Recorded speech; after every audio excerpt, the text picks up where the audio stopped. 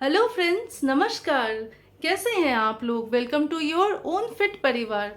आज हम बात करेंगे पेन के बारे में, बॉडी पेन के बारे में, जिसकी वजह हमें पता नहीं होती। वो हमें बेवजह ही आके हमारी बॉडी में जकड़ जाती है और फिर जाने का नाम नहीं लेती।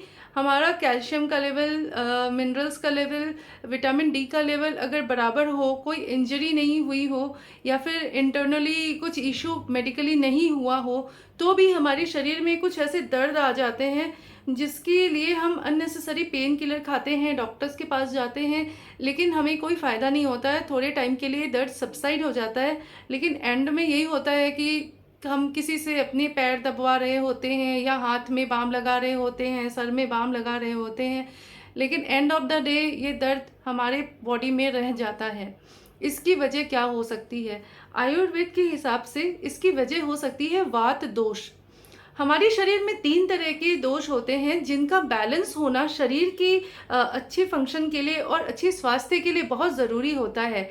आयुर्वेद के हिसाब से ये होते हैं वात दोष, पित्त दोष और कफ दोष। वात दोष यानी जिसमें मेजरली हवा का प्रभाव ज़्यादा होता है शरीर में, और जब भी हवा होती है, वायु होती है, तो वहाँ उस शरीर में दर्द होता है। वात टू सम एक्सटेंट बॉडी के सही संचालन के लिए बहुत ज़रूरी होती है, लेकिन एक लिमिट के बाद ये बॉडी के लिए एक तरह से टॉक्सिन बन जाती है जो कि दर्द को बुलावा देती है। उसके अलावा भी ये जहाँ जहाँ जाती है, अगर ये सर पे चढ़ जाती है तो कभी कभी एंग्जाइटी डिप्रेशन ले आती है। अगर ये पेट में घूमने लगती है तो हमें गैस्ट्रिक प्रॉब्लम्स हो जाती है। पैर में जाती है तो पैर में कहते हैं वाई चढ़ जाती है, यानी दर्द होने लगता है। कमर और बैक में जाती है तो बॉडी जकड़ जाती है। तो इसको बैलेंस करने के लिए हम क्या कर सकते हैं?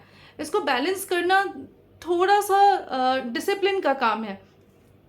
अगर हम वात की प्रॉपर्टी की बात करें तो ये होती है नेचर में कोल्ड, शुष्क और घूमने वाली। जैसे हवा घूमती है उसी तरह से ये हल्की होती है, कोल्ड होती है और सूखी होती है और घूमने वाली होती है। तो अगर आपको इसे सबसाइड करना है तो आपकी लाइफस्टाइल में आपको इसी तरह के अकॉर्डिंग चेंजेस लेके आने पड़ेंगे। थोड़े से खान पान में चेंजेस, थोड़े से रहन सहन में चेंजेस और थोड़े से अपनी एक्टिविटी में चेंजेस। तो इससे आपका ये जो पेन है, वात है, वो धीरे धीरे धीरे सबसाइड होके आपको लॉन्ग टर्म रिलीफ दे सकता है। तो हो सकता है आप धीरे धीरे एक मुकाम ऐसा आए कि आपको मेडिसिन की ज़रूरत ना पड़े, आपकी बॉडी ने उस वात दोष को बैलेंस कर लिया हो। तो चलिए हम सर्दियों के सीज़न से शुरू करते हैं। जब सर्दियाँ आती हैं तो क्या होता है, हमारा शरीर बाहर से शुष्क हो जाता है, हमें ठंड लगती है। ठंड से बचने के लिए हम गर्म तासीर की चीज़ें खाते हैं, जैसे सूप पीते हैं, गर्म दूध पीते हैं हल्दी डाल के, धूप में बैठते हैं, गर्म कपड़े पहनते हैं, सूखी चीज़ें नहीं खाते हैं, ऐसी चीज़ें खाते हैं जिसमें घी होता है, तेल होता है, जैसे पराठे, मक्खन वगैरह हम सर्दियों में खाते हैं, क्योंकि हमारी बॉडी ठंडी हो जाती है और हमें अपनी बॉडी को एनर्जी देने के लिए ये एक्स्ट्रा चीज़ों की, एक्स्ट्रा गर्माहट की ज़रूरत पड़ती है। इन सब चीज़ों में कैलोरी ज़्यादा होती है और कैलोरी की वजह से हमारी बॉडी में गर्माहट मिलती है।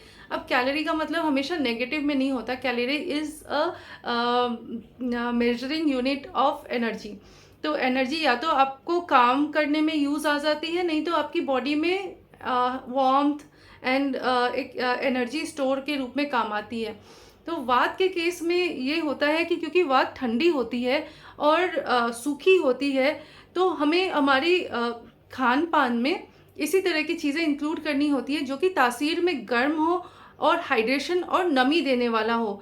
इसमें सबसे पहले इसके लिए तो आपको आपके गट को समझना बहुत ज़रूरी होता है। या आपको कॉन्स्टिपेशन होता है, क्या आपकी जो बाउल्स होते हैं वो बहुत ड्राई होते हैं, हार्ड होते हैं? अगर ऐसा है तो सबसे पहले तो आप आपके गट को थोड़ा रेगुलेट करने की कोशिश कीजिए। ऐसी चीज़ें खाइए जो कि नेचर में हाइड्रेशन देती हो, हाइड्रेशन से युक्त, यानी कि फल, सलाद में भी 2-3 तरह के सलाद होते हैं। एक तो सूखा सलाद होता है और एक होता है रस वाला सलाद। रस वाले सलाद में खीरा, टमाटर, ककड़ी, ये सब चीज़ें आती हैं। जो सूखा सलाद होता है उसमें गाजर आता है, उसमें आती है चुकंदर। चुकंदर और गाजर आप मत खाइए क्योंकि आपकी बॉडी ऑलरेडी रूखी है, तो ये चीज़ें आपको थोड़ा इनडाइजेशन करके गैस पैदा करेंगी। तो आपके लिए अच्छा होगा कि आप खीरा, टमाटर और ककड़ी जैसी सलाद खाएं और इसको दोपहर, सुबह और दोपहर की मील में इनकॉर्पोरेट करने की कोशिश करें। उसके बाद आ जाता है हमारी ल्यूब्रिकेशन की बारी।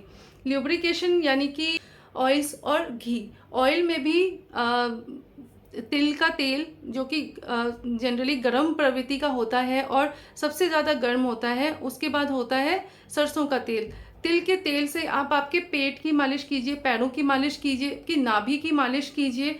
सरसों के तेल से भी आप ये मालिश कर सकते हैं, पर तिल का तेल ज़्यादा फ़ायदा करेगा। इसके अलावा घी को आप एक्सटर्नली अपने हाथ पैर में, नाभि में लगा सकते हैं। घी को आप आपकी नाक के ड्रॉप में डालिए। आप ऑयल पुलिंग कर सकते हैं। ऑयल पुलिंग के लिए भी आप या तो नारियल का तेल यूज़ कर सकते हैं या फिर कोई भी mixture of oil. Oil pulling का मतलब होता है आप सुबह जब सो के उठते हैं तो पानी पीने के बाद एक बार या फिर बासी मुंह में थोड़ा ऑयल डाल के उस करीब 10-15 मिनट तक के लिए उसे ऐसे ही छोड़ दीजिए। इन बिटवीन आप आपके जो भी काम है वो कर सकते हैं और उसके बाद आप उसको फेंक दीजिए, मतलब थूक दीजिए और कुल्ला कर लीजिए। इससे क्या होगा, आपके मुंह में भी ल्यूब्रिकेशन जाएगी, थोड़ी ल्यूब्रिकेशन आपके गले में जाएगी और इससे बॉडी में जो वात घूम रही है यहाँ वहाँ उसको ल्यूब्रिकेशन मिलेगी, तो वो ईजिली पास ऑन हो सकती है।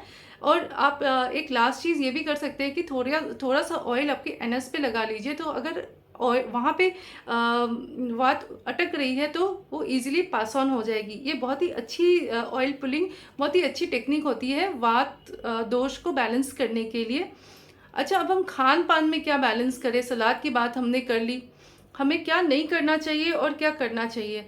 नहीं करने में हम सबको पता है कि हमें अनहेल्दी चीज़ें नहीं खानी है, मैदा वाली चीज़ें नहीं खानी है, मार्केट की चीज़ें नहीं खानी है। जो चीज़ें नेचर में सूखी होती है, जैसे कि पहले मैंने कहा गाजर, चुकंदर एज अ सलाद, तो उसी तरह से चना भी हो जाता है और ज़्यादा मात्रा में ड्राई फ्रूट्स भी आ जाते हैं। इन सब चीज़ों को आप अधिक मात्रा में सेवन मत करिए। करना भी है तो गाजर को थोड़ा बॉईल कर लीजिए, उसको मॉइस्ट करके करिए। चावल जब बना रहे हैं, चावल खा रहे हैं, तो चावल को आप पहले से फूलने के लिए रख दीजिए रात में। उसके बाद सुबह में उसे कुकर में मत बनाइए, उसे वेसल में बनाइए, तसले में बनाइए और उसको थोड़ा गीला गीला बनाइए और उसकी जो कंजी होती है उसके साथ आप उसको खाइए।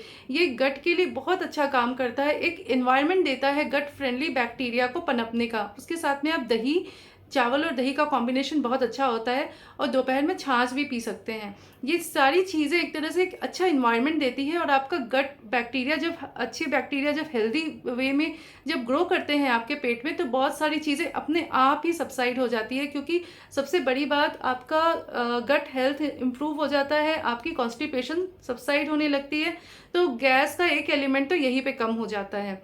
अब दूसरी चीज़ें, आपने क्या खाना है, क्या पीना है। पीने में आप दूध पीजिए, दही और छाछ आप दोपहर में पिएंगे, रात में नहीं पिएंगे, क्योंकि इसको डाइजेस्ट करने वाले एंजाइम्स रात में नहीं होते, हमारी बॉडी में दिन में ही होते हैं। दूध हमेशा रात में पीना चाहिए। दूध गर्म करके उसमें हल्दी डाल के उसमें 2 चम्मच गाय का घी डाल के पीजिए। अगर आप दूध या हल्दी दोनों में से किसी एक से एलर्जिक है या नहीं पीना चाहते हैं, तो गर्म पानी में गाय का घी डाल के उसे चाय की तरह सिप कर करके पीजिए। इससे घी डायरेक्टली आपकी बॉडी में जाएगा, आपके सर्कुलेशन सिस्टम में भी इसका असर जाएगा, आपके जॉइंट्स पे, आपके ब्रेन में भी घी जाएगा, जिससे उसको ल्यूब्रिकेशन मिलेगा और जहाँ जहाँ हवा फंसी होगी वो वहाँ से निकलने लगेगी। तो ये है बहुत इजी तरीके आपके वात दोष को सबसाइड करने के लिए। आप उम्मीद करती हूँ कि ये चीज़ें आपको पसंद आई होंगी। इसके साथ में आप थोड़ी बहुत एक्टिविटी करते रहिए, थोड़ा वॉक करते रहिए। आपको इनएक्टिव तो बिल्कुल ही नहीं रहना है, थोड़ा बहुत तो एक्सरसाइज बहुत ज़रूरी है और इन चीज़ों को फॉलो कीजिए।